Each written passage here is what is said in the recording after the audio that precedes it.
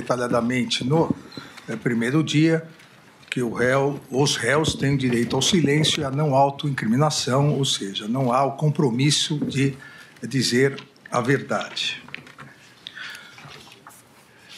Indago ao réu se tem conhecimento das acusações que lhe são imputadas. Sim, senhor excelência. A primeira parte, sobre a pessoa onde o senhor reside. Gostaria de não declinar, porque eu sou uma pessoa pública e a cidade, posso passar reservadamente. Não, só a cidade. Brasília. A profissão. Militar da reserva. Já foi preso ou processado alguma vez? Pela justiça, não. É casado? Casado. Tem filhos? Sim, senhor. É verdadeira a acusação que lhe é feita? Não procede a acusação, excelência. Tem algum motivo particular a atribuir a acusação imposta na denúncia? Não, senhor. Conhece as testemunhas já inquiridas? Tem alguma suspeição, impedimento em relação a elas? Conheço muitas delas, nada contra. Então, vamos às perguntas específicas.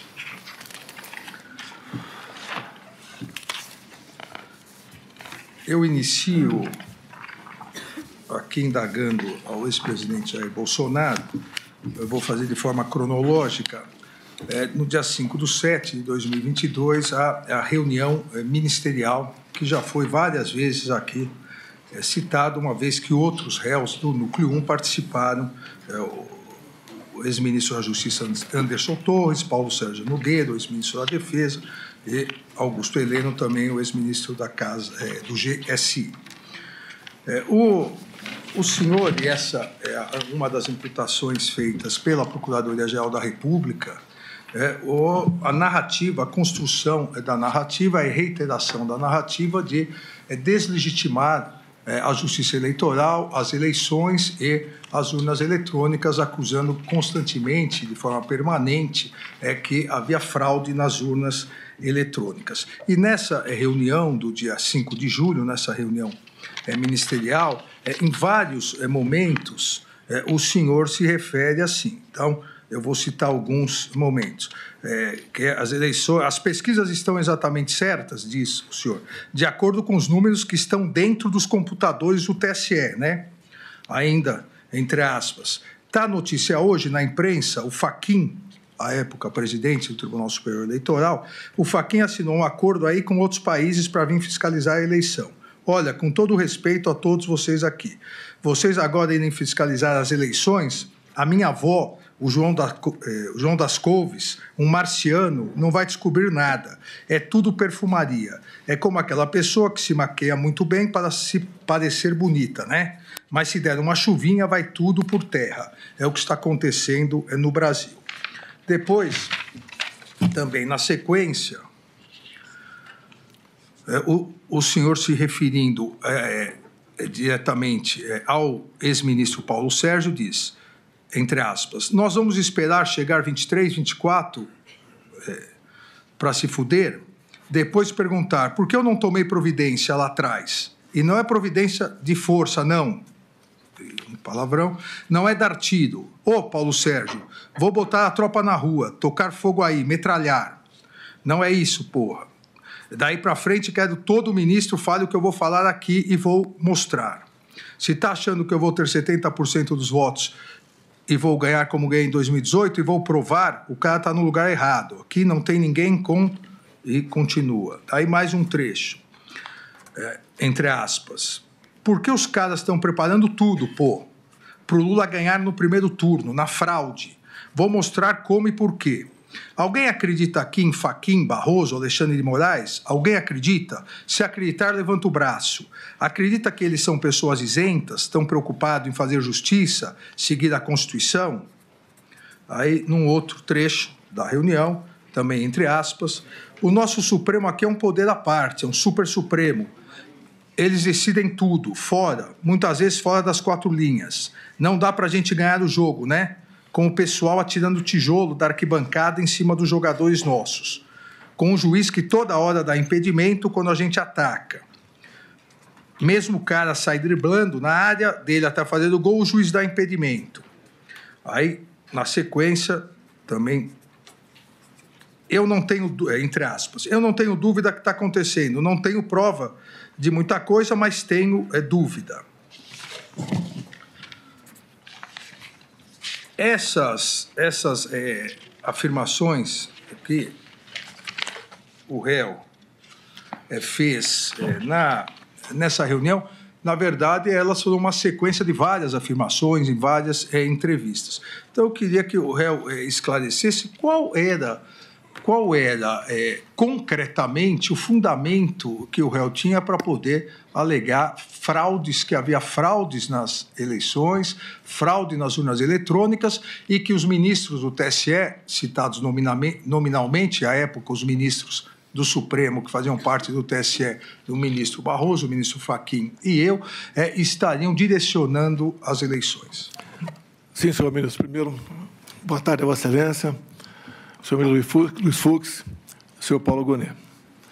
Eu fiquei 2 anos como vereador e 28 como parlamentar. A minha retórica sempre foi parecida com isso. Vamos lá. A questão da desconfiança, suspeição ou crítica às urnas não é algo privativo meu. Eu poderia citar vários nomes, citaria apenas alguns aqui. O senhor Flávio Dino, em 2012, quando ele perdeu a eleição, ou 2010, quando ele perdeu a eleição para o governo do Maranhão. Ele diz, eu teria um vídeo, mas foi indeferido o pedido, mas no vídeo está o seguinte: hoje eu tive a oportunidade de ser vítima de um processo que precisa ser aprimorado, ser melhor auditado, que é o sistema das urnas eletrônicas. E depois, o senhor acredita que houve fraude? Houve várias modalidades. Palavra do senhor Flávio Dino.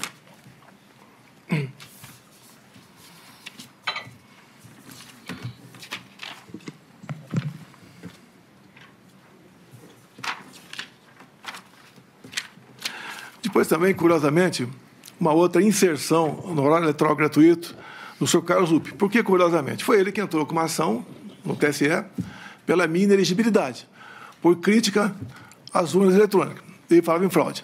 Mas numa dessas inserções, aproximadamente 30 segundos, que até hoje está no Facebook dele, ele termina dizendo o seguinte: sem a impressão do voto, não há possibilidade de recontagem.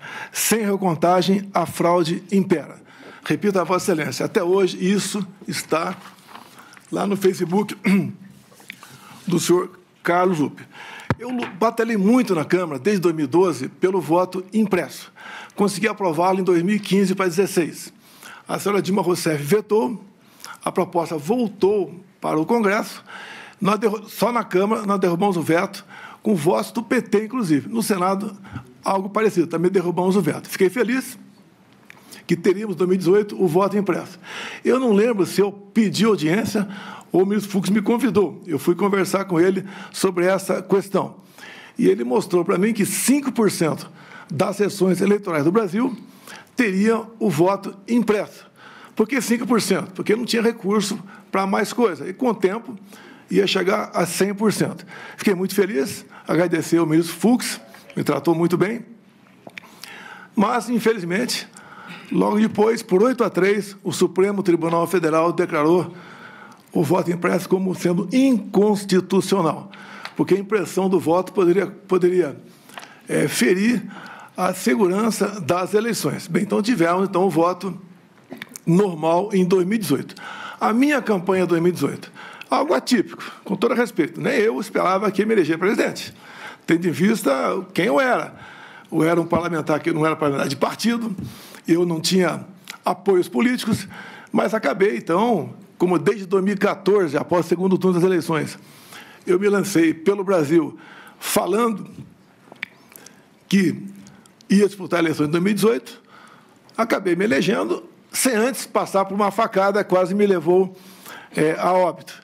Me permite estender um pouquinho mais essa questão aqui. Pode ficar à vontade. Me elegi presidente, não tinha quem botar na presidência, poucos nomes tinha para botar na presidência, acabei montando o ministério e nós aqui, com pessoas competentes, sem o critério político partidário para botar as pessoas lá, fizemos um ministério que é reconhecido por grande parte da população como um ministério excepcional. Fizemos muita coisa. Lei da Liberdade Econômica, o PIX, Água para o Nordeste, Bolsa Família, triplicamos o seu valor, marcos, entre tantas outras coisas. A questão do armamento também, apesar de ser acusado de ser um armamentista visando a violência diminuiu quase 30% entre o governo anterior e o meu governo, tendo em vista a política de armamento. Bem, outra coisa importante também, onde comecei a criar inimizades cada vez maiores, desde o começo do meu mandato, foi na escolha de pessoas para compor aqui bancos oficiais estatais. Só falar de 2 estatais só. Porto de Santos dava um prejuízo de 500 milhões por ano, entreguei com lucro de 500 milhões. Então, esse 1 bi ia para algum lugar, para algum ralo, ganhei inimizades por aí. Uma outra, para ser mais rápido, Itaipu Binacional. Chegamos lá, botei o senhor Silvio Luna como presidente da estatal, e ao longo de 4 anos, nós reduzimos a tarifa em dólar de 45%, e uma empresa que era conhecida apenas por gerar energia, o que ela fez a mais? Fez a segunda ponte com o Paraguai, uma ponte com 170 metros de vão. Começamos a fazer a segunda ponte Porto Mutinho. Alongamos em 600 metros o aeroporto de Foz do Iguaçu. Mais ainda, atendemos com pequenas obras de infraestrutura mais de 50 municípios no entorno da bacia. Asfaltamos a Transboiadeira, 43 quilômetros. Fizemos o acesso aos aeroportos. Ou seja, sobrou dinheiro para fazer muita coisa lá. E, obviamente, isso, no passado, a tarifa era cheia e nem obra era feita e era usado à vontade esse recurso. Por que à vontade? Porque é uma empresa que não é auditada pelo TCU por ser binacional. O que os conselhos decidem está decidido e ninguém toca mais no assunto. Então, quando a gente começa a tapar os ralos da corrupção, aparece uma enormidade de pessoas que vão contra a gente. Eu não cortei recursos para a imprensa por ser malvado. É que eu fui o único presidente, senhor ministro, o único que tinha um teto de gasto pela frente. Eu não podia gastar mais do que aquilo, diferentemente do que acontece agora, do que acontecia antes de mim. Ganhei também, então, uma antipatia enorme da imprensa contra a minha pessoa. E também a questão das pautas dos costumes, né? Eu sou católico, minha esposa é evangélica, e eu sempre preservei a família e a inocência de criança em sala de aula. Mais um foco de atenção contra a gente. E até do próprio Supremo Tribunal Federal, respeitosamente, eu tinha pelo menos uma ação por semana para me explicar em 24 ou 48 horas o porquê daquilo. Mas faz parte da regra. Vossa Excelência, o senhor ministro Fux, aqui do Supremo, não me viram desrespeitar uma só ordem do senhor. Não me viram em nenhum momento eu agi contra a Constituição. Eu joguei dentro das 4 linhas o tempo todo. Muitas vezes me revoltava, falava palavrão, me revoltava, tá? Falava o que devia falar, sei disso, mas, no meu entender, fiz aquilo que tinha que ser feito.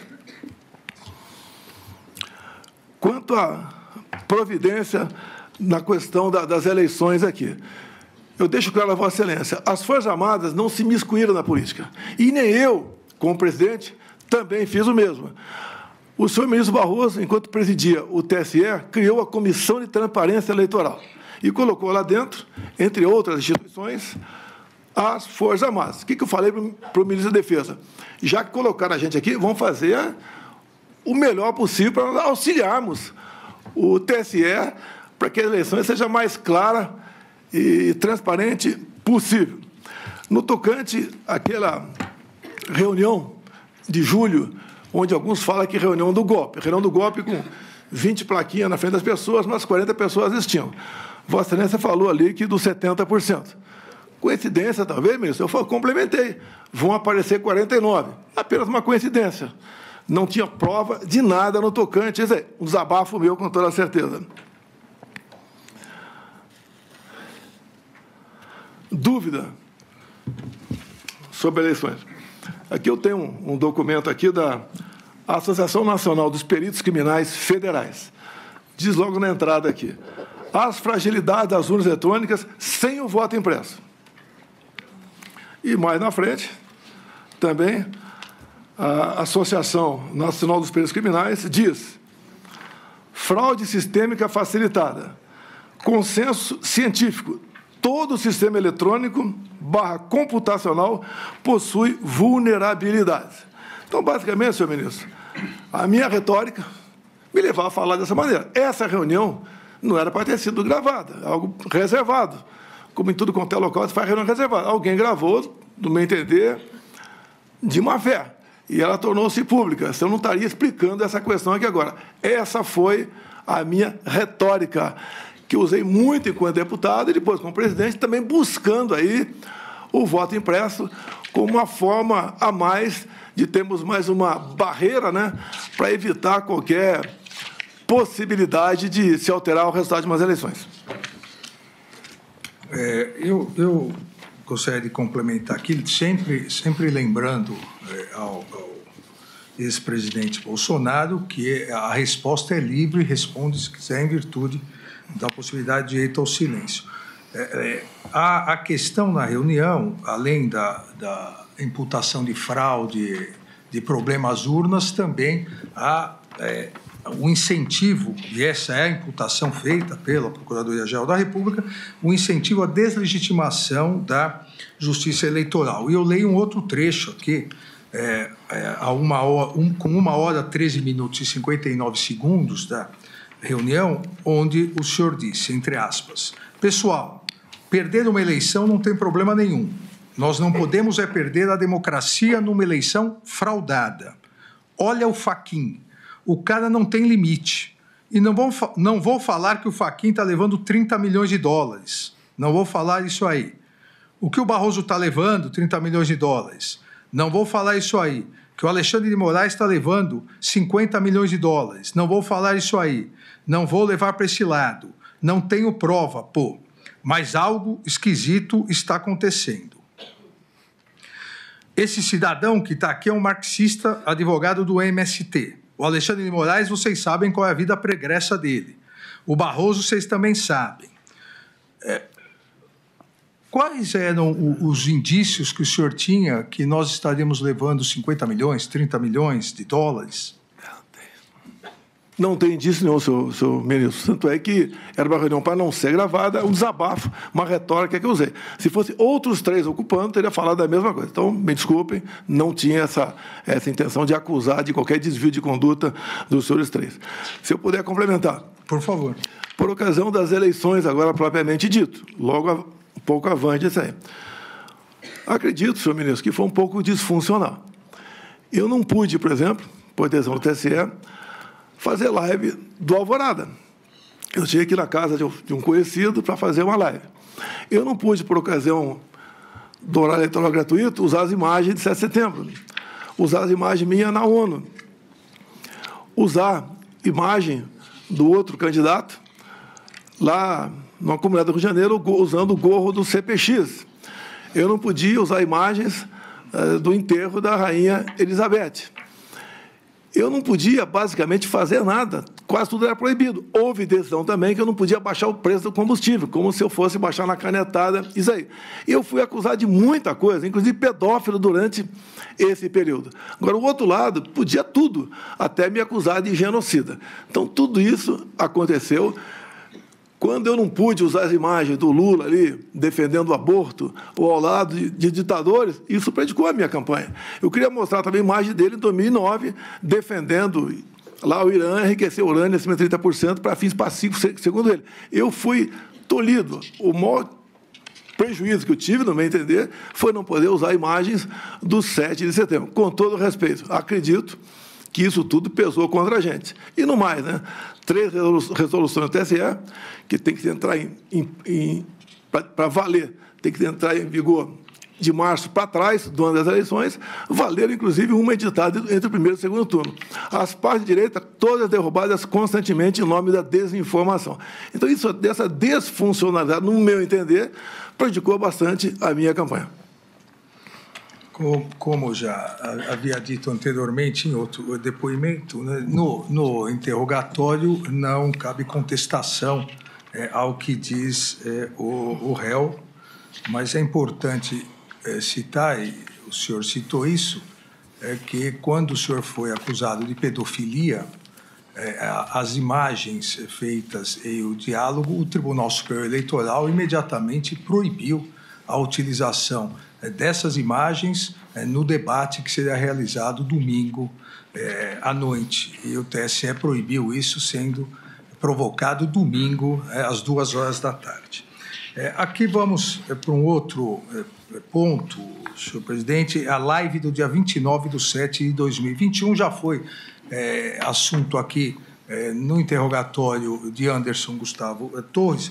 Na live, da mesma forma, volta a questão de fraude às urnas, volta a questão da acusação ao TSE, e a partir disso, para eu não me tornar repetitivo, a partir disso surge uma questão, e eu acho que o senhor gostaria até de esclarecer, surge uma questão de um inquérito aberto por determinação da ministra Rosa para apurar fatos no TSE, e que o senhor sempre repetiu algo que não correspondia ao objeto do inquérito, como se aquele inquérito estivesse sendo escondido, porque aquilo mostraria fraude nas urnas eletrônicas. O inquérito, até a pedido da defesa do senhor e da defesa do réu Walter Souza Braga Neto, já está, inclusive, nos autos. Então, se o senhor quiser esclarecer esse ponto que surge na live, e a partir da live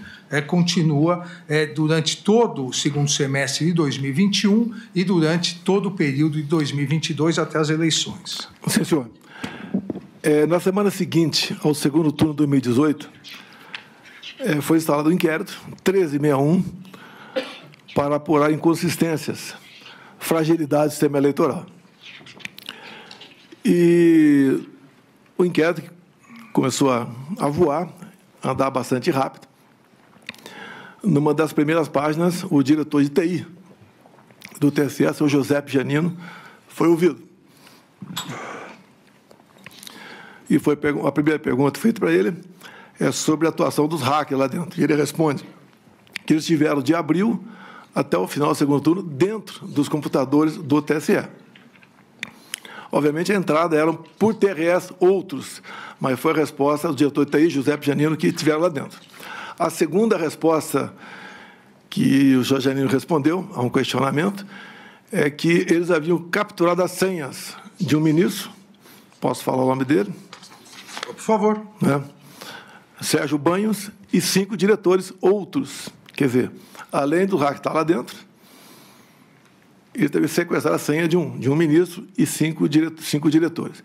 E a terceira pergunta, que foi respondida meses depois, não para o senhor José Janino, mas para o outro servidor, mas lá atrás foi pedido ao senhor José Janino os logs, que podiam ser entregues no dia seguinte.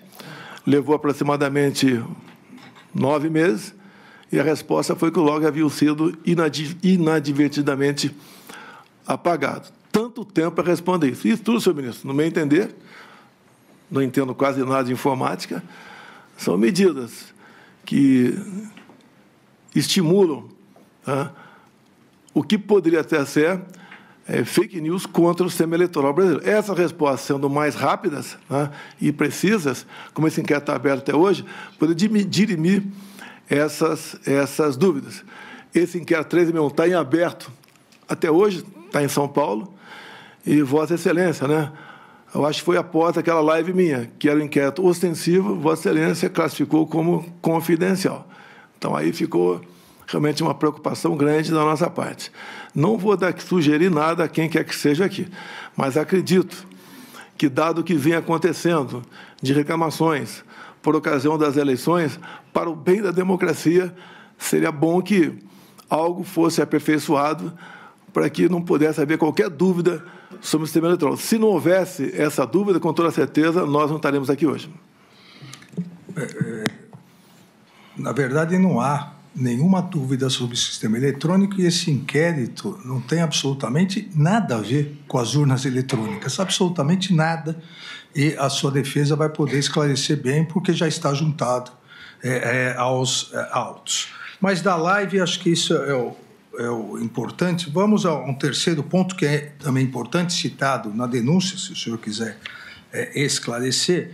É um ponto que, inclusive, gerou a ação de inelegibilidade no Tribunal Superior Eleitoral, que é a reunião com os embaixadores, a reunião ocorrida dia 19/7/2022. Nessa reunião, em que, na condição de presidente da República, o senhor convidou mais de uma centena de embaixadores houve várias afirmações e vários ataques, né, à Justiça Eleitoral, ao Poder Judiciário e à lisura das eleições. O senhor, obviamente, se recorda dessa reunião.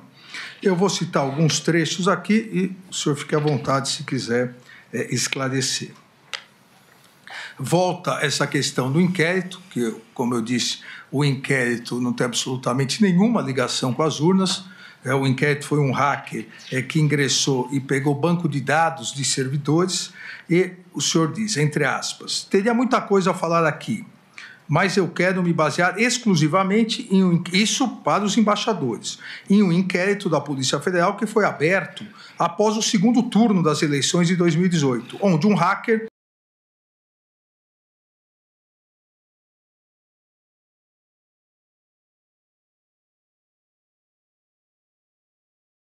falou que tinha havido fraude por ocasião das eleições. Falou que ele tinha invadido o grupo dele, o TSE, o Tribunal Superior Eleitoral. E, obviamente, quando se fala em manipulação de números após as eleições, quem manipula é quem ganhou.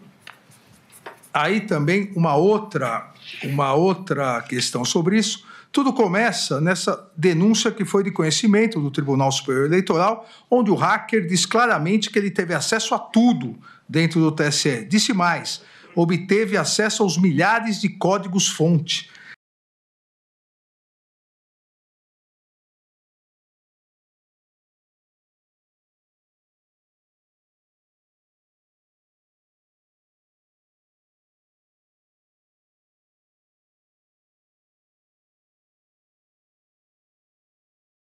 Que teve acesso à senha de um ministro, bem como de outras autoridades, várias senhas ele conseguiu. E, obviamente, a senhora ministra do TSE na época, que também é do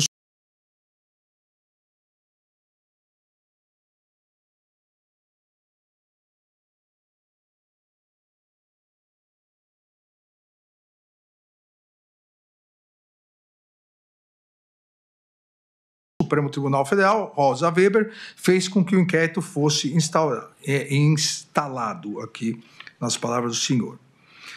Ainda uma outra questão. A Polícia Federal pediu os logs que podiam ser entregues no mesmo dia ou no dia seguinte, mas 7 meses depois, segundo o documento comigo, o TSE informou que os logs haviam sido apagados, o que o senhor acabou de dizer. O senhor disse isso aos embaixadores. É uma coisa, também entre aspas, é uma coisa que, com todo respeito, eu sou o presidente da República do Brasil e fico envergonhado de falar isso. O que é comum, né, acontecer em alguns países do mundo é o chefe do executivo conspirar para conseguir uma reeleição. Estamos fazendo exatamente o contrário, porque temos pela frente 3 meses até as eleições. Também volta ao inquérito. Eu tive acesso a esse inquérito um ano passado, divulguei. É um inquérito que não tem qualquer classificação sigilosa e, ao divulgar, o ministro Alexandre de Moraes abre um inquérito para me investigar sobre vazamento. E ainda, o que nós temos aqui no Brasil é que, quando se fala em eleições, elas têm que ser totalmente transparentes, coisa que não aconteceu em 2018. Volta a dizer sobre as eleições. Não poderíamos ter tido eleições em 2020 sem apuração total do que aconteceu. O sistema é completamente vulnerável, segundo o próprio TSE, e, obviamente, a conclusão da Polícia Federal. Ainda mantém a acusação de fraude ao sistema eleitoral perante os embaixadores, dizendo: não era um sistema confiável porque ele é inauditável. É impossível fazer uma auditoria em eleições aqui no Brasil. Aí coloca a questão do ministro Fachin, presidente, a suspeição. Deixo claro, isso para os embaixadores, eu repito, deixo claro quando se fala em ministro Fachin, ele foi o responsável por tornar Lula inelegível. Poderia citar outros trechos, um trecho que também não é verdadeiro. O senhor disse: não é o Tribunal Superior Eleitoral quem conta os votos, é uma empresa terceirizada. Eu acho que nem precisava continuar essa explanação aqui. Nós queremos, obviamente, estamos lutando para apresentar uma saída em relação a isso. Ainda, mais grave ainda, perante representantes de outros países, eu teria dezenas e dezenas de vídeos para passar para os senhores por ocasião das eleições de 2018, onde o eleitor ia votar e simplesmente não conseguia votar. Ou quando ele apertava o número 1 e depois de apertar o número 7, aparecia o 3 e o voto ia para o outro candidato. O contrário, ninguém reclamou. Temos quase 100 vídeos de pessoas reclamando que foram votar em mim e, na verdade, o voto foi para outra pessoa. Nenhum vídeo de alguém que foi votar no outro candidato e, porventura, apareceu meu nome. Então, nessa reunião, o tópico da reunião, inclusive com a apresentação de... Não era propriamente PowerPoint, era a apresentação de documentos no telão. O tópico foi a acusação de fraude nas urnas eletrônicas e parcialidade da Justiça Eleitoral. Foi exatamente isso que o senhor fez? Presidente, em 2016, a senhora Dilma Rousseff reuniu-se com embaixadores. O assunto foi outro, mas ela se reuniu com embaixadores, que é uma política privativa do chefe do Executivo. 2 meses antes dessa minha reunião com embaixadores, o senhor ministro Fachin também se reuniu com embaixadores. E a ênfase foi que, tão logo o TSE concluísse a apuração, os respectivos chefes de Estado deveriam, então, reconhecer o ganhador. Essa é a norma, é a regra, só que me causou surpresa. Daí eu convidei os embaixadores para mostrar o inquérito 1361. E, com todo respeito, mesmo que seja um outro foco, um inquérito, tá? Após a minha conversa com embaixadores, no dia seguinte, ser classificado como confidencial, a gente fica um pouco surpreso com isso. E, obviamente, não foi de agora, não foi enquanto do então presidente Jair Bolsonaro.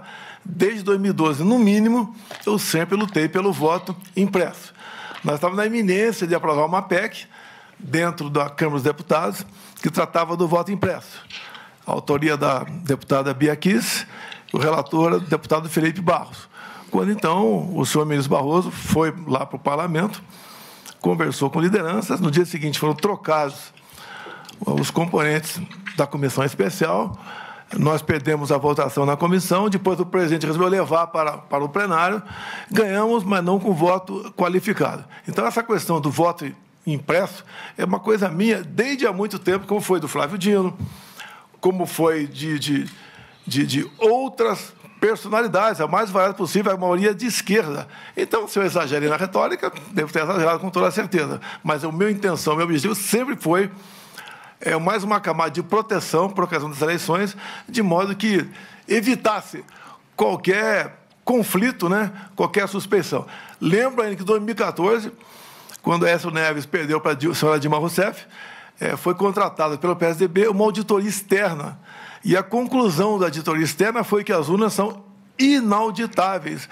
Ou seja, senhor ministro, com todo respeito, nós temos muita coisa ao nosso lado mostrando que esse sistema que está aí carece de um aperfeiçoamento, como existe, por exemplo, no Paraguai.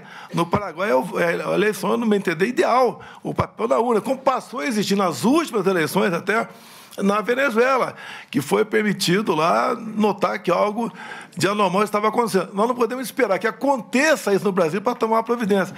Me permita aqui, eu estou baseado, as minhas críticas, eu posso ter exagerado na forma, na entonação, mas na Associação Nacional dos Peritos Criminais Federais, não sou eu que, da minha cabeça, se bem que acredito, com todo respeito, pela imunidade parlamentar, pelo fato do parlamentar ele poder usar das palavras, voto, à vontade, eu poderia lá atrás, como sempre falei isso aí, talvez esse vício eu tenha trazido para o Poder Executivo. E repito mais uma vez aqui, são dos peritos, né? Mais uma vez, fraude sistêmica facilitada, consenso científico, todo sistema eletrônico computacional possui vulnerabilidades. A intenção minha não é desacreditar, sempre foi alertar para aprovar. Hoje o clima está tão esquisito, até dentro do parlamento, que quando se busca uma assinatura para uma PEC do voto impresso, o parlamentar tem medo de assinar a PEC. Tanto é também, senhor ministro, talvez você esteja sabendo, um projeto de reforma eleitoral está no Senado Federal já na reta final. E lá tem um artigo que diz que todo aquele que duvidar, como eu duvidei aqui, do sistema eleitoral, pena 7 anos de reclusão. Eu acho que isso não é democracia, não é o que nós queremos. Nós queremos, com toda certeza, a Vossa Excelência quer e acredita no sistema. Tudo bem, a opinião do senhor, a minha opinião por lá de cá também, nós devemos buscar aí maneira de evitar que isso aconteça. Repito, se tivéssemos um voto semelhante do Paraguai ou das urnas agora da Venezuela, nenhum de nós estaria nesse momento, para mim, bastante desagradável estar perante a Vossa Excelência nessa circunstância. Agradeço a resposta. Uma outra questão que me parece importante, o senhor acompanhou aqui os outros interrogatórios, acompanhou também a oitiva das testemunhas de acusação e defesa, e um dos pontos levantados na acusação e tratado nessa ação penal foi a operação realizada pela Polícia Rodoviária Federal no dia do segundo turno, a partir de boletins de inteligência realizados, e a imputação que é feita e foram direcionados para onde o candidato adversário, o senhor, hoje é presidente da República, onde ele tinha tido mais votos no primeiro turno, principalmente na região Nordeste, que lá fosse feita uma operação para evitar que os eleitores chegassem. Essa é a imputação feita pela Procuradoria-Geral. O senhor teve conhecimento dessa operação? Não, senhor. O senhor nunca conversou com isso com o ex-diretor-geral da PRF, Silvinei? Não, de vez em quando eu conversava com ele. Não, sobre isso. O que eu fiquei sabendo sobre isso, após o ocorrido, é que nenhum eleitor deixou de votar nessas regiões, é o que eu fiquei sabendo depois. Uma outra questão importante, o senhor já tocou nesse assunto, mas acho que é bom esclarecer alguns pontos. A Comissão das Forças Armadas, que participou durante o período eleitoral, sobre a interlocução que era feita no Tribunal Superior Eleitoral, tanto na presidência do ministro Fachin, de fevereiro a agosto, quanto na minha presidência, era por meio do ministro, então o ministro Paulo Sérgio Nogueira de Oliveira. E ele foi o responsável por, digamos assim, coordenar essa comissão e levar o relatório final, as conclusões dessa comissão. O senhor mantinha contato com eles, o ministro da Defesa, sobre essa comissão? As Forças Armadas entraram na Comissão de Transparência Eleitoral. Eu era o chefe supremo das Forças Armadas. O que eu pedia sempre para o ministro da Defesa é fazer um relatório mais imparcial possível, e que, se não houvesse, e só colocasse ali o que não tivesse qualquer sombra de dúvida. O relatório saiu, se eu não me engano, dia 11 de novembro. Não tinha prazo para entregá-lo. Eu acho que ele entregou no momento certo, e com o seu arrazoado, que atendeu, no meu entender, a todos nós. Tem dois momentos que são importantes para esclarecer, se o senhor quiser se manifestar sobre eles.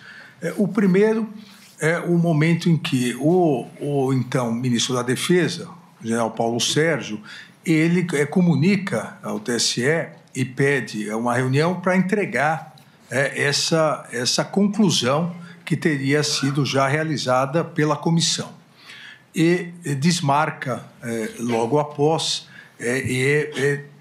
semanas, na verdade, isso seria uma terça-feira logo após o primeiro turno, e aí só depois do dia 9, 10 de novembro foi entregue. O senhor ficou sabendo disso? O senhor pressionou ele para que ele revisse essas conclusões? O meu relacionamento com qualquer ministro nunca foi sob pressão ou sobre autoritarismo. Em especial, posso dizer, existia isso lá no documento que criou a Comissão de Transparência Eleitoral.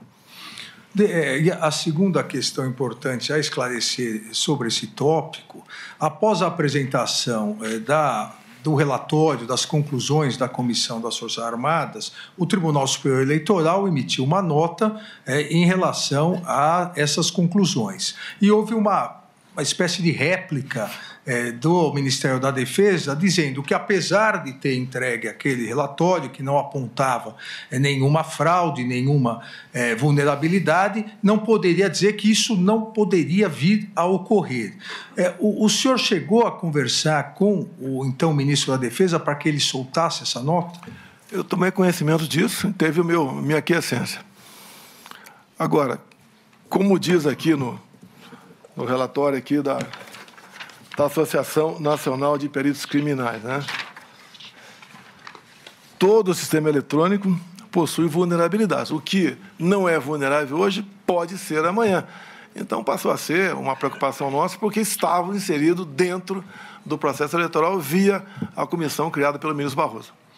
O senhor teve contato com o relatório final das Forças Armadas? O ministro Paulo Sérgio mostrou para o senhor? Ele entregou, eu tomei conhecimento sem problema, não houve reação nenhuma da minha parte, nenhuma. E o senhor acreditou no relatório das Forças Armadas? Como a partir do momento que você não tem prova de nada, a gente acredita. E vamos, da minha parte, vou continuar, né, enquanto for possível, buscando colaborar com o TSE para que não haja qualquer dúvida. Pode até não ter havido nada no passado, mas a dúvida, eu acho que ela faz parte da nossa vida, faz parte da democracia, a crítica, e assim a gente vai continuar agindo, mas sem nenhuma intenção de afrontar o poder, aí, o judiciário no caso.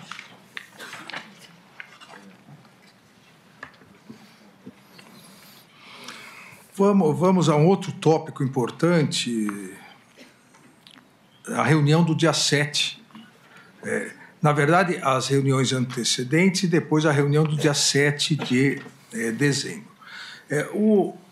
O senhor se reuniu com o seu ex-assessor, Felipe Martins, né?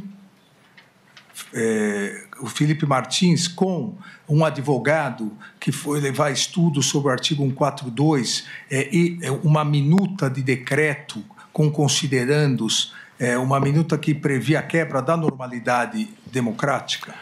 Para tratar de minuta, não. Eu lembro que ele esteve lá, foi várias vezes teve no Alvorada, foi uma vez só não. Raras vezes conversei com ele. Ele não é a pessoa adequada para tratar de minuta, seja qual for. Ele que o senhor diz? O Felipe Martins. Felipe Martins. Se bem que eu digo uma coisa, né? Quando se fala em minuta, dá a entender que é uma minuta do mal.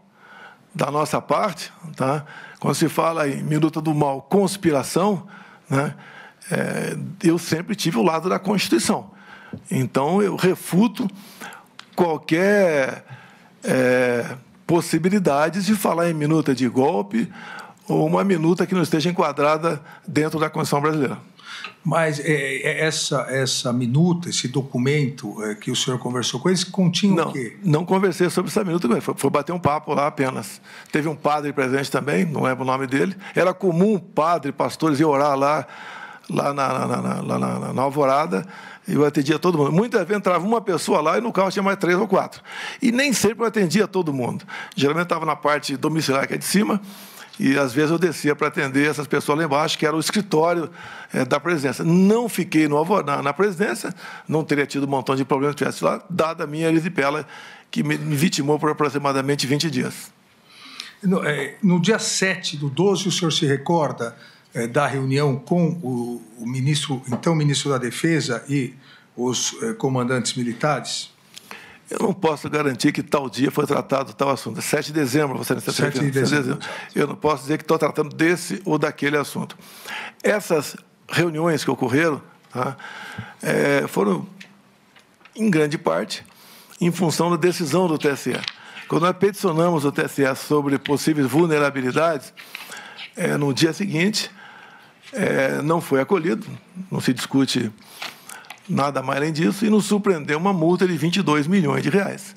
Essa multa nos abalou, e no nosso entendimento, se a gente viesse a recorrer, né, da multa ou da petição, a multa poderia ser agravada e outras coisas mais poderiam acontecer. Então, nós decidimos, não, pelo TSE, encerrar aí qualquer discussão sobre o resultado das eleições. Coisa que, no passado, sempre foi feito com muita constância, né, por parte de outros partidos. Conosco, nós nos vimos tolhidos ali de questionar. Poderia, se não tivesse sido a multa, podia entrar mais 2, 3 petições e está encerrado o processo, não tinha mais que discutir mais nada.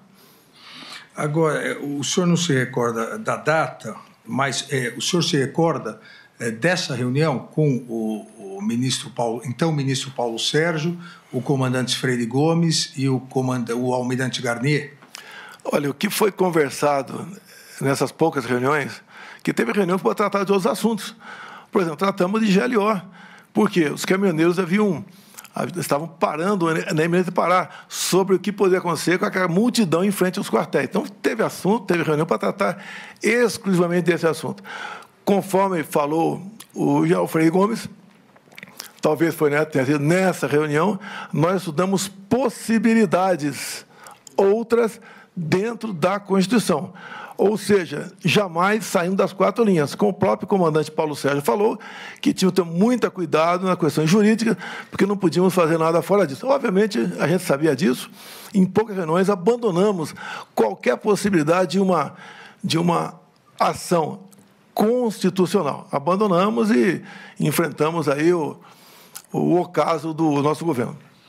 O réu colaborador, Mauro Cid, diz que ele estava presente na reunião com o senhor, com o assessor Felipe Martins e, como o senhor lembrou também, numa das reuniões, um padre estava presente.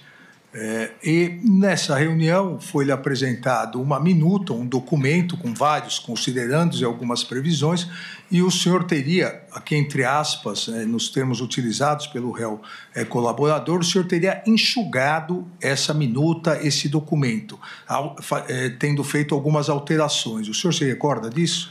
Eu queria ter acesso a essa minuta. A minuta está nos autos. Mas não tem um cabeçalho e nem um fecho. Deve ter os considerandos ali apenas. Tá?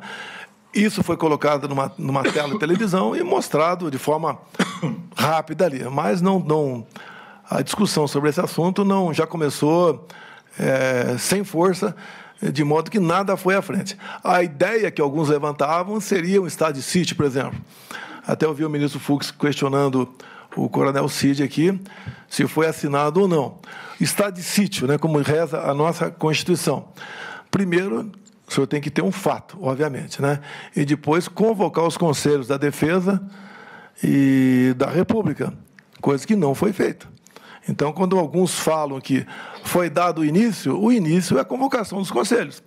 Quem compõe esses conselhos? O presidente da Câmara, o presidente do Senado, o líder da maioria na Câmara e no Senado, o líder da maioria, indicados pela população, alguns ministros. Ninguém foi convocado para participar de uma possível início de uma proposta de sítio. E vamos supor que tivesse sido convocado. O presidente encaminharia uma mensagem para o Congresso pedindo autorização para assinar um decreto. Então, não existe essa possibilidade que era o presidente assinar o decreto, porque tal comandante de força não queria, outro queria. Não existiu isso daí. O que existiu na prática foi, como nós fomos impedidos de recorrer ao TSE com preocupação de uma penalidade mais alta do que ocorrida aquela de, se não me engano, 23 de novembro, nós buscamos alguma alternativa na Constituição e achamos que não procedia e foi encerrado. Agora, em função disso, apesar dessas reuniões, a não ser essa do dia 7, talvez aqui, todas as demais serem reservadas, eu, ministro da Defesa e 2 ou 3 comandantes, as ilações, o que estava tentando tratar lá dentro, corria solto. Então, a gente lamenta as ilações, mas em nenhum momento eu, ministro da Defesa ou os comandantes de força, sequer pensamos em fazer algo ao arrepio da lei ou arrepio da nossa Constituição. Mas eu entendi a sua resposta, mas eu gostaria de saber, até porque no dia 26 de março, agora, desse ano, 2025, após o recebimento da denúncia do Núcleo 1, inclusive contra o senhor deu uma entrevista coletiva, e na entrevista coletiva o senhor disse que teve acesso a essa minuta, a esse documento, que leu essa minuta, esse documento. Então, eu gostaria, se for possível, desse esclarecimento. Chegou uma minuta, um documento, um esboço, como o senhor queira chamar, por parte do assessor Felipe Martins, o senhor teria enxugado, alterado alguma coisa e teria, nessa reunião do dia 7, mostrado ao comandante, ao almirante Garnier, ao ministro, então, o ministro Paulo Sérgio e ao comandante Freire Gomes? Não procede o enxugamento, né? Tinha os considerandos. Tanto as informações que eu tenho é que não tenho na fotografia do telefone do coronel Cid, não tem o cabeçalho, nem o fecho ali.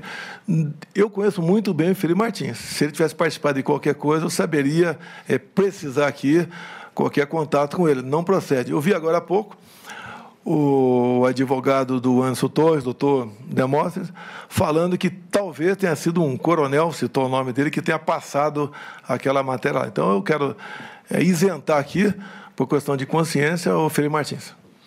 Só o advogado do Anderson Torres é o doutor Novak, do almirante Garnier então, é o doutor Demóstenes. Eu me equivoquei, doutor Demóstenes do Garnier, me desculpa. Mas, tirando aqui o Felipe Martins desse momento, mas nessa reunião o senhor mostrou ao comandante Freire Gomes algum documento, como ele disse. Foi passado na tela. Foi passado na tela. Os considerandos de forma bastante rápida ali. Não havia, da nossa parte, uma gana de procurar, mesmo sendo, vamos supor que viéssemos encontrar remotamente algo na Constituição, não existia essa vontade. O sentimento de todo mundo é que não tínhamos mais nada que fazer. Se tivesse ser feito alguma coisa, seria lá atrás, via Congresso Nacional, não foi feito, então tínhamos que entubar o resultado das eleições e poder até a Vossa Excelência perguntar por que não passou a faixa. Eu não ia me submeter à maior vaia da história do Brasil. Só de concordar comigo. Eu me submeti a um... mas eu não iria perguntar para o senhor. Então, não, eu sei que o senhor não ia perguntar. Mas seria uma explicação. Porque alguns dizem que muita coisa aconteceu porque eu não passei a faixa. Não passei porque não me submeter a passar a faixa para esse atual mandatário que está aí. O comandante, o então comandante do Exército, Freire Gomes, disse que em determinado momento ele... disse no inquérito da Polícia Federal e depois, quando reperguntado por mim em juízo, ele disse que em determinado momento ele foi obrigado a dizer ao senhor que se as medidas de exceção fossem tomadas, ele teria, primeiro que o Exército jamais iria aderir e ele teria que tomar providências. Isso ocorreu? Não é nem tomar providência, também entender é internar quem tivesse com uma intenção dessa natureza. As Forças Armadas, missão legal dada é missão cumprida. Missão ilegal não é cumprida. Agora, em nenhum momento, como vi depois nos autos, alguém me ameaçou de prisão se prosseguisse naquela missão. Até eu repito aqui, o meu tratamento, não só com o Ministro da Defesa, com todos os comandantes de força, era semelhante de companheiro de turma da academia. Nessa reunião ainda, e o senhor acompanhou hoje o interrogatório do almirante Garnier, nessa reunião, em algum outro momento, o almirante Garnier colocou as tropas da Marinha à sua disposição? Em hipótese alguma. Não existe isso. Até eu digo a Vossa Excelência, se nós fôssemos prosseguir no estado de sítio, ou até mesmo defesa, as medidas seriam outras. Na ponta da linha é que teriam outras instituições envolvidas. Agora, não tinha clima, não tinha oportunidade, não tínhamos uma base minimamente sólida para fazer qualquer coisa. E, repito, só foi conversado esses outros hipóteses constitucionais, tendo de vista o TSE ter fechado as portas para a gente com aquela multa lá que, espero que um dia, Vossa Excelência, possa reconsiderar aquela multa e volte para o partido. Está fazendo muita falta para a gente, aqueles 22 milhões de reais. Transitou em julgado, porque o plenário do TSE confirmou. No que o senhor, ou alguém que expôs, como o senhor disse, expôs um telão, ou esses considerandos, havia previsão de prisão de autoridades? Só tinha considerandos lá. Então, não se fala em o que tem na cabeça e lá no fundo. Tinha apenas considerandos. Então, o senhor nunca teve contato com uma minuta, um documento ou um esboço que previa a prisão de autoridades e intervenção na Justiça Eleitoral? Falar contra autoridades, isso aí... Não, prisão contra autoridades. Falar contra autoridades, sugerir prisão, isso aí, na nossa reunião, não está previsto isso. Não houve isso. Não está previsto isso. Nem a intervenção da Justiça Eleitoral com a criação de uma comissão eleitoral. O que estava previsto, repito a Vossa Excelência, eu gostaria de ter acesso ao documento para discuti-lo. Se eu não estou tendo acesso, eu não tenho como discuti-lo. Porque as conversas eram bastante informais.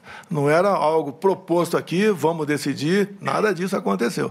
Era conversa informal, ver se existia alguma hipótese de um dispositivo constitucional para nós atingirmos aqui um objetivo que não tínhamos atingido no TSE. Isso foi descartado logo na primeira, segunda reunião. O senhor teve conhecimento da reunião ocorrida no dia 14/12, convocada pelo então ministro da Defesa, general Paulo Sérgio, em que ele convocou os 3 comandantes das forças e apresentou também um documento? O senhor teve conhecimento disso? Olha, o subministro da Defesa tinha liberdade para conduzir o seu ministério. Qualquer reunião que ele, porventura, fosse fazer, não tinha que dar conhecimento a mim, a não ser que tivesse uma repercussão outra, né? Eu desconheço que ele tenha dado informações para mim dessa reunião do dia 14. Então, o senhor não ficou sabendo dessa reunião, nem do que foi tratado nessa reunião? O senhor ministro dá a entender que tudo que aconteceu em novembro e dezembro, envolvendo Forças Armadas, era questão eleitoral. A vida continuava no Brasil. Eu assinei mais de 10 decretos, vários projetos de lei. Tivemos problemas com os caminhoneiros. Uma das vezes eu conversei, não sei qual foi, chefe militar, foi ministro da Defesa, porque eu fiz um vídeo pedindo a desmobilização dos caminhoneiros. Se não me engano, foi dia 1º ou 2 de novembro. Se eu quisesse tumultuar o Brasil, é só virar as costas. Tínhamos quase 1.000 pontos de paralisação pelo Brasil. E eu não me omiti. Eu fiz o vídeo, gostaria de passá-lo aqui, não é possível, para exatamente desmobilizar essa questão, e tivemos sucesso. Faltou alguns que não saíram, daí foi conversado, não sei com qual chefe militar, a forma de abordá-los. Porque, às vezes, o militar quer chegar de uma certa forma e a minha opinião é diferente. Então, conversamos sobre essa possibilidade. Mas, graças a Deus, esse movimento dos caminhoneiros, que abalou muito o governo Temer lá atrás, até na questão econômica, e eu falei nesse meu vídeo, né? A gente não pode parar o Brasil, porque as consequências nefastas da economia serão horríveis para todos nós brasileiros. E o nosso método de agir nunca foi o que o outro lado sempre fazia. Nós aqui nunca invadimos patrimônio público, os 4 anos do meu governo, nós não prejudicamos o direito de ir e vir, as nossas manifestações na Paulista, em Copacabana, em outros locais, não teve uma lata de lixo virada, o senhor vai na delegacia, não tem o boletim de ocorrência de um só telefone furtado ou roubado, ou seja, nós somos diferentes.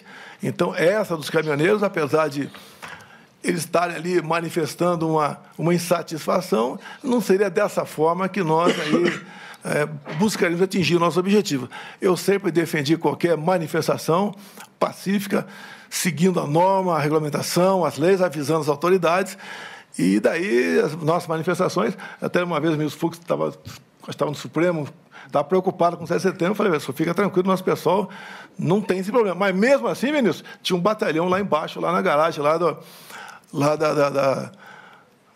da presidência da República, né? Porque a gente nunca sabe, pode acontecer algum imprevisto. Então, ao longo de 4 anos, senhor ministro Alexandre de Moraes, o senhor não viu uma só ação provocada por mim que desagou num local num outro rio que nós não achamos que fosse não o ideal. Então, fizemos a coisa certa, sempre cumprindo a Constituição, com respeito, com tranquilidade, com Deus no coração, com a bandeira do Brasil, e fizemos a nossa parte ao longo de 4 anos. Por isso, uma aceitação grande, né? Acredito eu, em especial as viagens que eu faço pelo Nordeste, pretendo na quinta, sexta, sábado, estar no Rio Grande do Norte, visitando aí uns 8 municípios.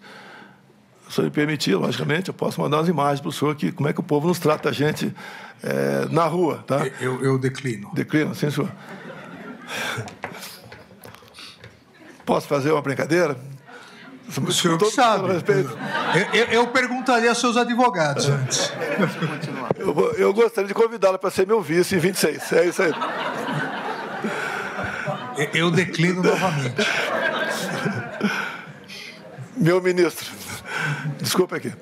Então, dizer a Vossa Excelência que o meu comportamento, minha maneira de ser, tivemos alguns contatos, conversei com Vossa Excelência em dezembro de 22, tive no Supremo Tribunal Federal, depois das eleições, o senhor estava presente lá com mais 7, 8 ministros, está o Paulo Guedes com a gente.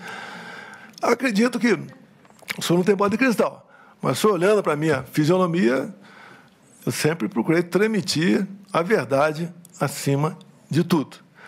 Golpe de Estado, né, que o senhor vai chegar lá, está chegando lá. O golpe de Estado não são meia dúzia de pessoas, 2 ou 3 generais e meia dúzia de coronéis. Só pode ver. Muitos chamam o Temer de golpista até hoje pelo impeachment. A questão de 64, que a esquerda chama de golpe até hoje. Teve o apoio do Congresso Nacional, de toda a imprensa, exceto o Jornal Última Hora, da Igreja Católica, das senhoras nas ruas com a marcha de Deus com a família, a classe empresarial, o pessoal do agro, o apoio externo, tudo isso foi presente.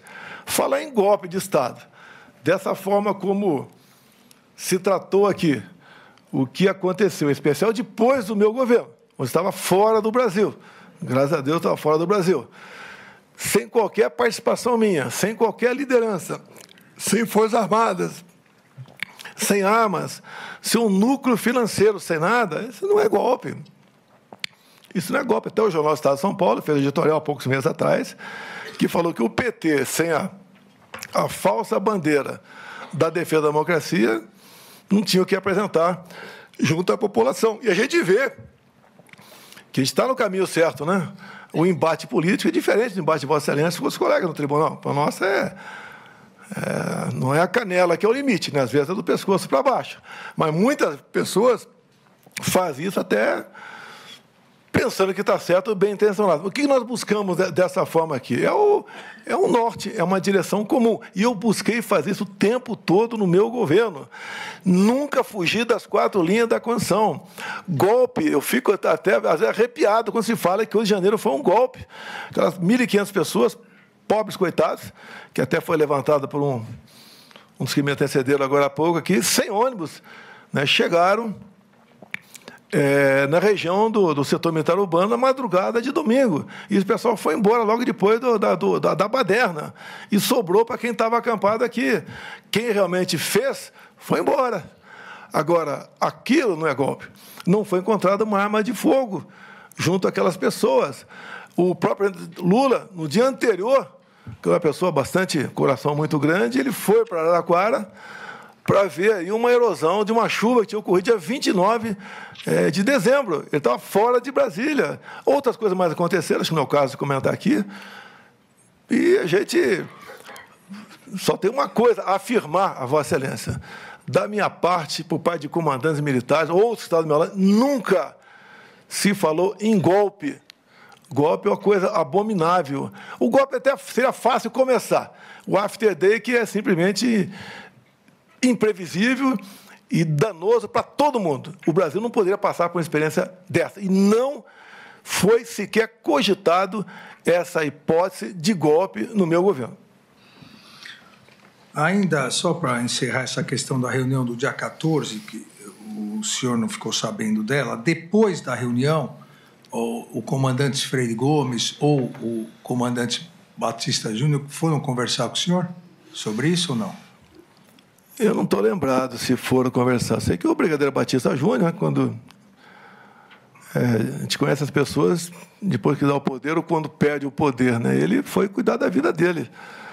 Ele só comparecia, no meu entender, a qualquer evento se fosse...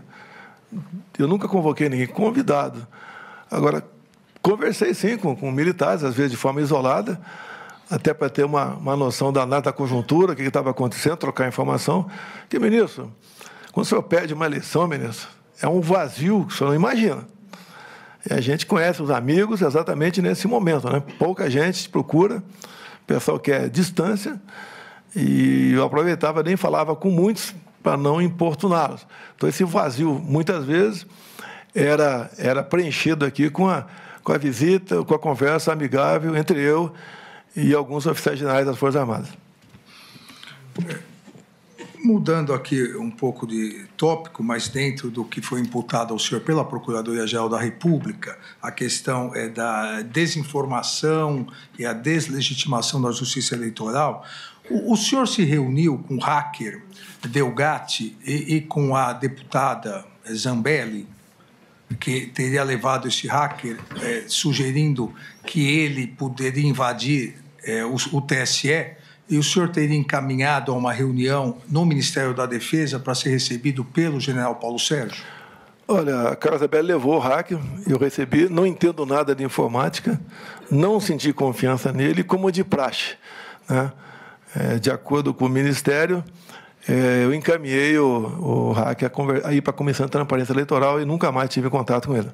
O senhor teve algum retorno não. do general Paulo Sérgio sobre a eventual reunião? Nem sei se foi recebido na defesa ou não. Algum retorno da deputada Zambelli também? Não.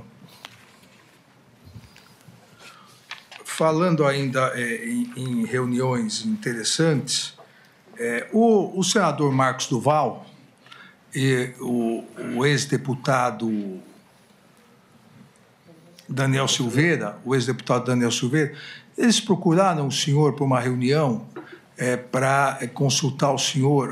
Na verdade, primeiro, o ex-senador Marcos Duval procurou o senhor com o deputado dizendo que teria uma gravação contra mim e depois pedindo apoio para fazer uma gravação clandestina. O senhor se recorda disso?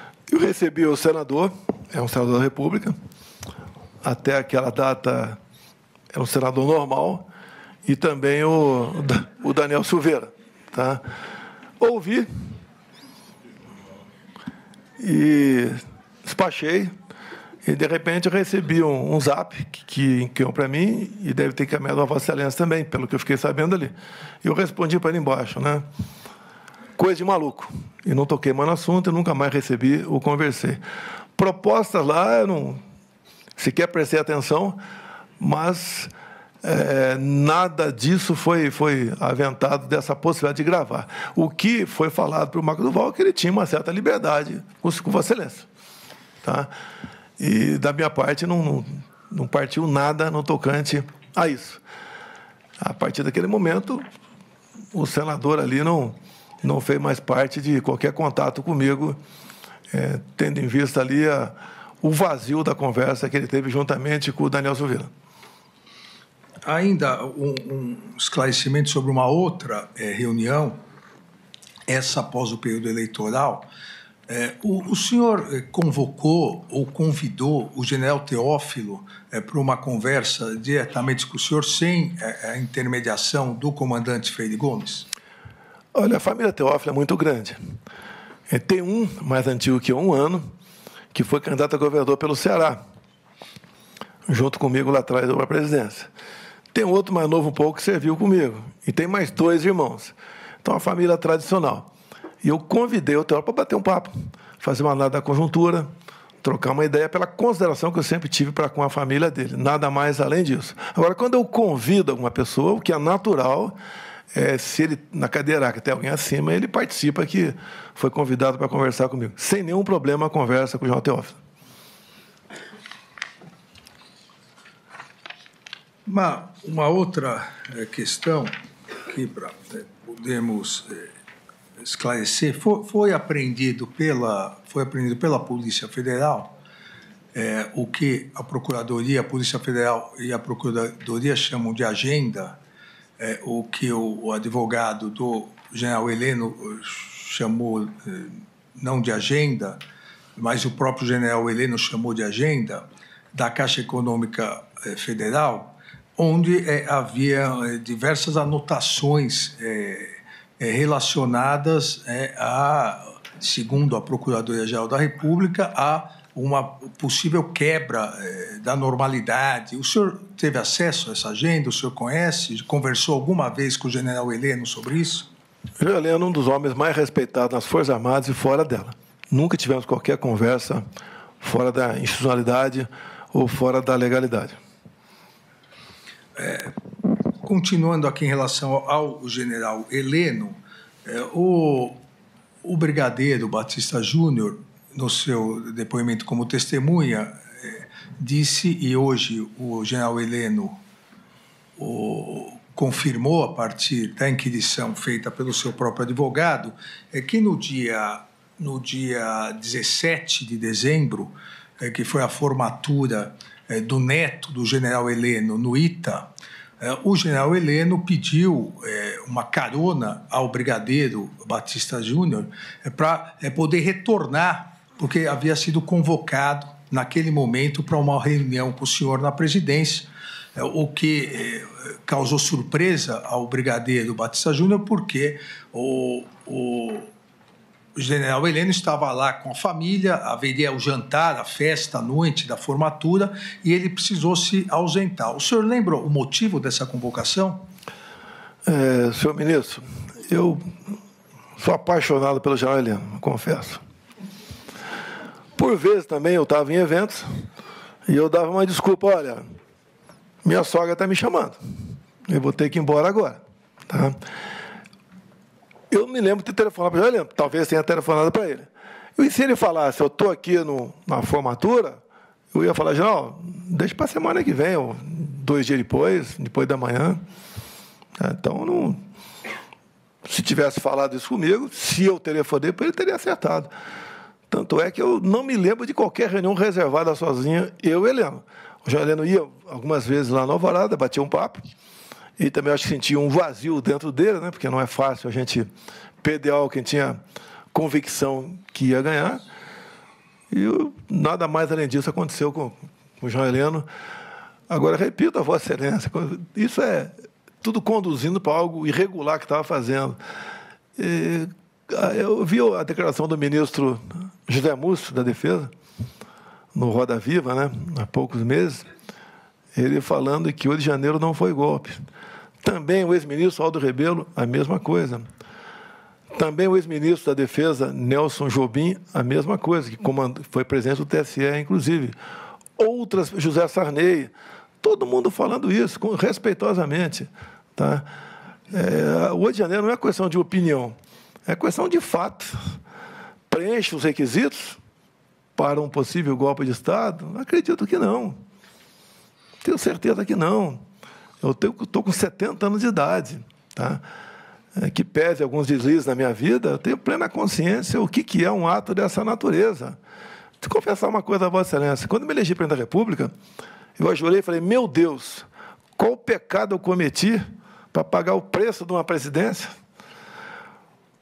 Coisas que aconteciam ali no começo do mandato, tinha gente poderosa, não do teu poder, né? Do legislativo, praticamente botar o dedo na cara e falar, eu quero tal ministério, eu quero tal diretoria de tal banco, você não governa. É um inferno aquela vida. Mesmo assim, conseguimos, né, segurar muita coisa e, dada a qualidade dos ministros, né, a voluntariedade deles, nós conseguimos superar uma pandemia, uma guerra lá fora, uma crise hídrica, uma catástrofe de Brumadinho. E de 4 anos tivemos apenas 2 anos pela frente. Não foi fácil. Então, quando se fala em presidência da República, né, no dia que saiu o resultado, até dei um pulinho lá, mas depois que era real, né? Eu tinha 2 alternativas, né? Praia ou Planalto. Me dei mal, vim para Planalto. Dei o melhor de mim, sofri muito, minha família sofreu muito. O senhor não imagina o que é trabalhar de domingo a domingo, raramente uma folga lá para o Guarajá para dar uma volta de jet ski, e sendo massacrado o tempo todo por grande parte da nossa mídia, porque não é que eu cortei a propaganda por maldade, é que eu tinha teto de gastos. Nenhum governo, o presidente Temer aprovou o teto de gastos, eu votei favorável ao teto de gastos, concordo, tá certo? Mas nem o presidente Temer teve o teto de gastos, porque passou para outro governo essa questão, e nós conseguimos segurar a economia graças a essa emenda da Constituição, que foi revogada ainda na transição. O senhor pode ver, foi revogada na transição. Na transição mesmo, os deputados não estão mais com o senhor. O senhor é presidente, mas o senhor está ali chupando um bagaço de cana o tempo todo. Ou seja, fizemos a nossa parte, demos tudo de mim. Me permita confessar uma coisa, Vossa Excelência, acho que vale a pena até para quem está nos ouvindo aqui. Mesmo no meu governo, chegou um deputado, chamou de apelido, né? Ele tinha um apelido, tá? Quando era deputado. Ele falou, você precisa arranjar uma grana para quando você deixar aí o governo. É um susto, né? Que grana é essa? Tem que arranjar algumas dezenas de milhões de reais, porque quando você deixar o governo, você vai ter problemas seríssimos com a justiça. O pessoal vai para cima de você, como foram para cima de quase todos. Eu não fui para cima do Temer, obviamente, uma certa liberdade com ele, amizade, tenho carinho e consideração muito grande por ele, mas não pedi para brincar contra quem quer que seja. Não persegui ninguém, não aparelhei em instituição nenhuma, não botei amigo meu em lugar nenhum. Ou seja, estritamente voltado para atender o anseio da nossa população. E eu falei para esse colega, né? Eu só tinha uma maneira de arranjar essa grana, fazendo besteira. Não vou fazer. Se não fosse a campanha de Pix, que eu não fiz, eu não estaria como estaria sobrevivendo hoje em dia. 17 milhões, depois tem um pingado, chegou a 18 milhões de reais, e a gente gasta. Não pode trabalhar de graça. Então, se eu for, não teria como ajudar meu filho, está nos Estados Unidos também. É outra história isso aí. Ou seja, eu agradeço. Eu arrecadei mais dinheiro do que o Criança Esperança, inclusive, né? Senão que o pessoal gosta da gente. Mas eu, senhor ministro, do coração, fiz e dei o melhor de mim na presidência, mesmo não esperando se eleger presidente. E eu não tenho obsessão pelo poder, eu tenho paixão pelo nosso Brasil.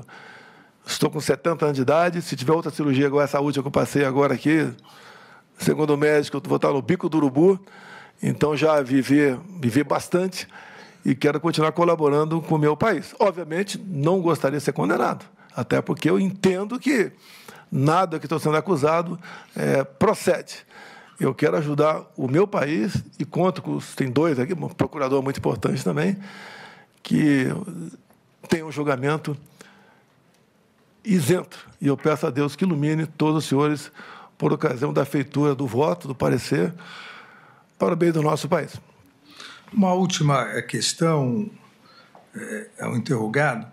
Como se dava e qual era o relacionamento do senhor com o pessoal, as pessoas acampadas à frente do quartel aqui em Brasília? Havia algum tipo de relacionamento?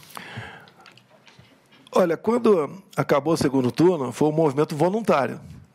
Eu nunca fui a acampamento. Tá? Tinha informações pela mídia, especial mídias sociais. Tá? Uma outra pessoa, quando passava na Alvorada, falava o que estava acontecendo. Foi um movimento que surpreendeu a todo mundo pelo volume de pessoas. Certo? E aí, a minha opinião particular, era melhor o pessoal ficar lá do que vir aqui para a região da Esplanada. Agora, uma coisa que me causa surpresa é que o presidente que assumiu, ele poderia, dia 2, dia 3, ter tomado providência para desmobilizar o acampamento. Se bem que informações de outros testemunhas, de outros processos, inclusive acompanho parte a CPI da Câmara Distrital, quarta e quinta-feira não existia quase ninguém mais no acampamento, 200, 300 pessoas no máximo, e a tendência era acabar. E, curiosamente, na quinta para sexta começou aí uma convocação nas mídias sociais para vir a Brasília. E, segundo informações de depoentes aqui, na madrugada de domingo chegou a ter 100 ônibus lá, 100 ônibus, 40 pessoas, cada um 4 mil pessoas. Essas pessoas não vão entender que vieram para cá e fizeram o que não podia ser feito, o que o nosso pessoal nunca concordava com isso. Mas a confusão estava feita e as consequências nós sabemos. Eu, particularmente, me desculpa, senhor ministro, eu não consigo entender certas penas para pessoas que mal sabiam o que estava fazendo naquele momento, até porque não tinha uma liderança, não tinha nada para que fosse caracterizado como um ato, né, estimulado ou programado por alguém naquela tentativa, né, violenta de atentar contra o Estado Democrático de Direito. O senhor teve algum contato com o caminhoneiro Lucas Durlo? Não lembro desse nome. Pode até aparecer uma fotografia minha dele por aí, mas não tenho a menor ideia quem seja essa pessoa. O senhor se recorda se o general Mário Fernandes pediu ao senhor para uma intervenção a favor desse caminhoneiro que era proprietário de caminhões e estava nos acampamentos? Olha, meu contato com o Mário Fernandes é muito pouco. Ele estava subordinado ao ministro Ramos, né? E foi algumas vezes lá na Alvorada. Não quer dizer que vai na Alvorada conversa comigo. Ali passou. Se eu tivesse cumprido o expediente sem ele vipela na presidência, nada disso teria acontecido, porque o registro dessas pessoas todas seriam normais, né? E lá passou a ser anormal. Nada de grande relacionamento meu com o Mário Fernandes, também não lembro de ter pedido nada para interferir. Em que época foi essa, ministro? Foi em dezembro. Eu era presidente? 8 de dezembro. 8 de dezembro de 22? Exato. Não, negativo. Ele foi preso, alguma coisa aconteceu com ele? Não, ele pediu a intervenção achando que pudesse vir a ser preso. Não. Então, eu agradeço ao interrogado e passo a palavra ao ministro Luiz Fux.